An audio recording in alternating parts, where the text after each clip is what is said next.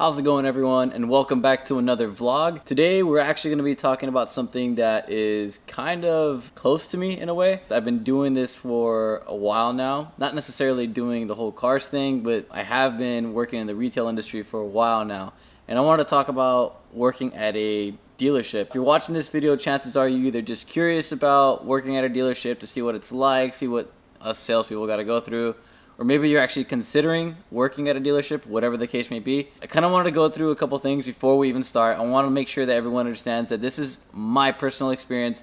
Everyone's experience can vary greatly. It's just whatever I went through, and every dealership, every car company, every state, everywhere it's completely different. So this has just happened to be for my particular situation, and that's it. My first dealership was a Nissan dealership. That's where I was working at.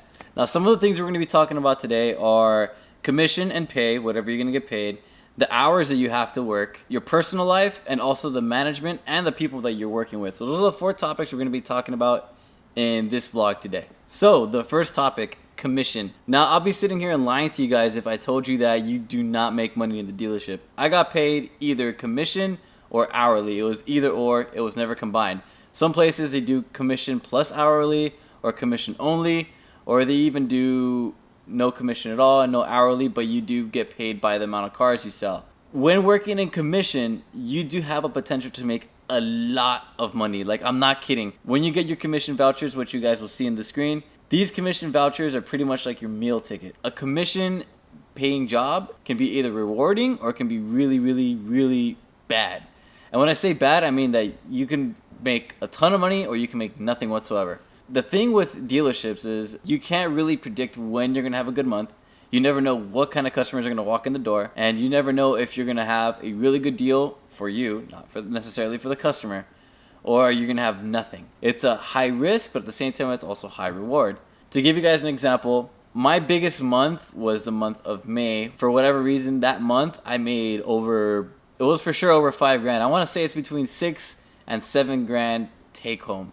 So you can just imagine that minus taxes, and you can kind of figure out that that was pretty much what I made. It was a lot of money.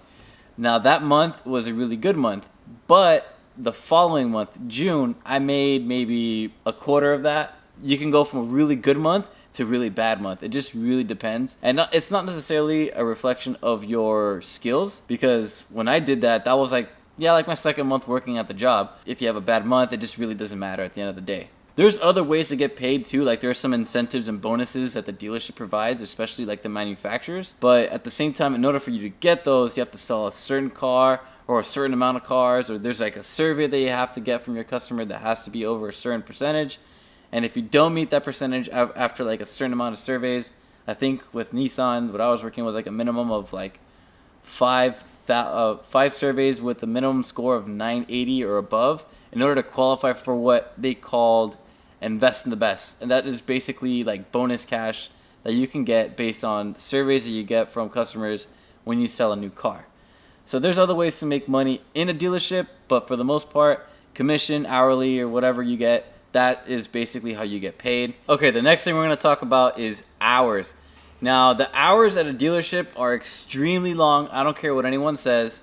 If you're going to be working at a dealership, you got to be prepared to be working a lot of hours. Typically, when you're working at a dealership, you're going to be working about 8 to about 14 hours a day, just depending on how many clients you got coming in or what you have to do in order for you to get the sale done. And that includes having to go drive to who knows where to get signatures on paperwork and all that fun stuff. In addition to that, you don't have a lot of time for a lunch break. Sometimes you get customers coming in pretty much like one right after another. And that, realistically, that's a good thing. You want a customer to come in and ask you for a sale on a car or ask you to show them a car. But at the same time, there's hardly any time for you. You're constantly on the phone, sending emails, getting quotes, taking people out on test drives, or trying to seal the deal. The longest part of selling a car, ideally, should be the test drive. You want to make sure that the car is test driven to the customer satisfaction and you make sure that they understand everything about the car so they're comfortable with it. And then you go ahead and you hash things out in the sales floor to make the sale. People will tell you that the negotiating process is the longest part. Honestly, it depends. The longest person that I have had to negotiate for is an unrealistic 2-hour negotiation, but that was a lot of back and forth. And at the end of the day, I couldn't make the sale because the person's credit was just shot. A good sale would be pretty much like you take the pencil, which, by the way, a pencil is basically the deal that the desk manager gives you, to the customer. You say, okay, there's 3 options available. I think I'm going to go with option A instead of option B or C. And they sign the paperwork saying that that's what they want to go with. We get the car ready, we've taken it to finance, and we deliver the car and it's done. That usually is about an hour. So give or take, the sales process ideally should be no more than 2 hours. So if you do that 2 hours times, let's say 3 customers, that's already 6 hours of your day just gone already on just those 3 customers. When you take that into account, if you have one after another, you don't really have the time to go get something to eat. There's no time to just take a breather. You are constantly just going back and forth with customers. There will be days where you don't have anybody coming in, and those hours will just drag on. An hour will seem like a day.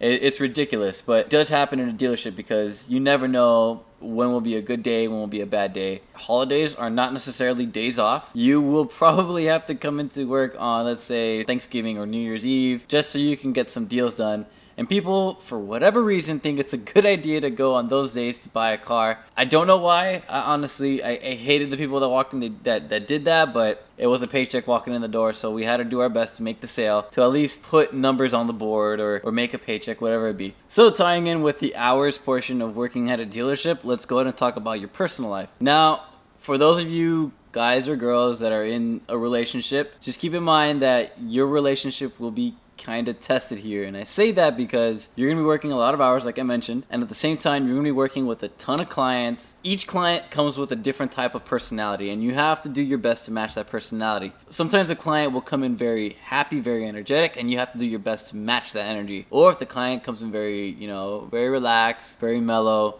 you have to just, get yourself on their level too. And it's always a constant back and forth, because you have a customer that comes in really cheerful and happy and very excited, you have to match that energy. And if you're someone that comes in that's really mellow or just in a bad mood, you just kind of have to drop that a little bit. And just think about going up and down throughout the entire day. You kind of get emotionally drained. So by the time you get home, your significant other is going to be like, dude, how come you're not loving, or how come you're not caring? It's not really their fault or your fault. That just comes with the job. If you live an active lifestyle, you won't really have the luxury of having to go to the gym as often as you want.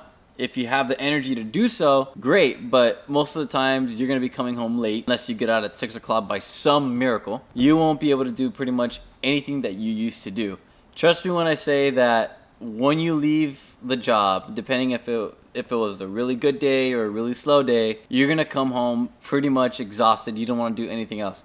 Your family won't really get a chance to see you either. It's just one of those things that, you don't really have a whole lot of time for your family. If you do have time, typically that'll be if they go visit you at work, if they bring you lunch, or if there's a really, really, really important party or event, family event that you have to be there. That'll basically be the only time that you'll see them. Anytime else is kind of cut in half and you don't really get a chance to see them. You guys have to be aware that when you take on this job, this is what comes with it. This is the territory that comes with it. So you just got to be prepared that you might not see your significant other. You might not see your friends. You might not see your family member for months, weeks. You never know. There'll be a really good chance that you won't see them until you quit the job. So now let's get into one of my personal favorite topics of the vlog, and that is management and coworkers. And let's start off with the coworkers, because this is something that you guys have to be aware of. In a dealership, it's pretty much every man for himself. Yes, there are teams. Technically speaking, there are teams. There is a sales floor team that's maybe divided into 3 or 4 different groups depending on the size of the dealership. And there's also the internet department team. So it's always a battle between the internet and the sales floor. Skating is what we like to call in the dealership world stealing someone's customer. And that is a really big issue. Anybody can skate you. It really doesn't matter. The guy that you think is really cool with you, he's your buddy, he can be the person, or she can be the person that's taking your customer, and you don't even know that that's going on. Not all coworkers are bad. There are some guys in there or some girls that will work with you if you treat them with the right proper respect. And when you're working in a dealership, number one thing that I learned from there is that everything is all about respect. If you're the kind of guy that makes a ton of sales but at the same time he stays humble, people will like you. But if you're the kind of guy that likes to talk a lot of crap and he likes to brag about his sales, you're going to be public enemy number one in the dealership. Everyone's going to hate you. Now let's get into the management side of things. We have the closers, we have the desk managers, we have the store manager, and we have the general manager. Now the closer's job is to pretty much be in charge of a team. A closer's job is to pretty much seal the deal. He goes in there when one of his team members is kind of like struggling, or he just wants to get in that little extra effort to close a deal or make a little bit extra money on the deal. He's the one that jumps in and he does it. Going on to the desk managers. The desk managers are the managers that are sitting behind the desk. They're typing away at deals. They're examining your credit. They're the ones that are in charge of making sure that the closers are doing their job. Now, above the desk manager, we have the store manager. The store manager's responsibility is pretty much being in charge of the entire dealership as a whole. He is basically in charge of everything, and he oversees everything that the desk managers and the closers are doing. Last but not least, we have the general manager. And the general manager basically is either the owner or close to being the owner of the dealership, and he makes sure everybody is doing good. From the sales floor to the service department, everything pretty much revolves around him. And he can be in charge of either one dealership or multiple dealerships. Now that we got all the managers and everything kind of defined, let's talk about what goes on during the process. When you're working with one of these managers, most likely you'll be working with the closer or the desk manager. You gotta know, these guys or girls are just constantly focusing about the sale. They don't care what you do. They don't care what car you put them. All they want to know is, can you sell the car, and is the client ready to buy today? These people only care if you're going to make the sale. If for any reason you mess up during the process, like let's say like the biggest cardinal sin that you can do working at a dealership, and I've done this a couple times and gotten my ass chewed out for it, and that would be not taking the client on a test drive. Do not tell the manager or the desk manager that you did not take the client out on a test drive. They will chew you up, probably send you home. Who knows? These guys are ruthless when it comes down to this stuff. If you're the one who messes up the entire sale, there's actually a pretty funny story about what happened with one of the guys in the sales floor. We had a desk manager, and just to protect his name, we're going to call him Carlos. And Carlos has been known to be one of the more rowdy ones of the desk managers, and he's pretty funny, but at the same time, if you mess up, ooh man, it's really bad across this guy. One of the guys in the sales floor, we'll call him Martin, forgot to take one of the clients out on a test drive. And for whatever reason, he couldn't get the client to stay in time for the closer to talk to them before letting him go. Martin decided to go ahead and let him go. Needless to say, he got called into the desk manager's office. Carlos chewed him out, and he did what they called a launch. Launching someone from a dealership is basically the equivalent of telling them to go home. After a couple minutes, the intercom went on, and we can hear Carlos on the intercom going, 5, 4, 3, 2. And then as soon as he said 1, Martin walked out, and we all knew that he got his ass launched, and it was the funniest thing ever. Sometimes working with the management at the dealership is a little frustrating as well. And I say that because they want you to go ahead and turn off that human part of you that knows that you can't sell a car to a client. They never want to hear that. They always want to hear that you can make the sale and that you're going to get them on this particular price that they want to give the customer and not what the customer is looking for. And that's really frustrating, but at the same time, it's like they're doing it for not only their benefit, but for your benefit. They're trying to make you money. It's kind of like this weird thing where it's, you know that they're doing the best for you, but at the same time, it's frustrating because you know as a person, as a human being, that you can't sell this car because that client can't afford it.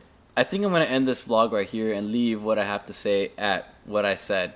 I don't think there's anything more that I can talk about in terms of the dealership unless you guys ask me directly, but if you guys have questions about, working at a dealership, maybe you're considering it. If you have a very specific question that you want to ask, feel free to leave that in the comment section below, and I'll go and take a look at it and respond if you guys have any questions to it.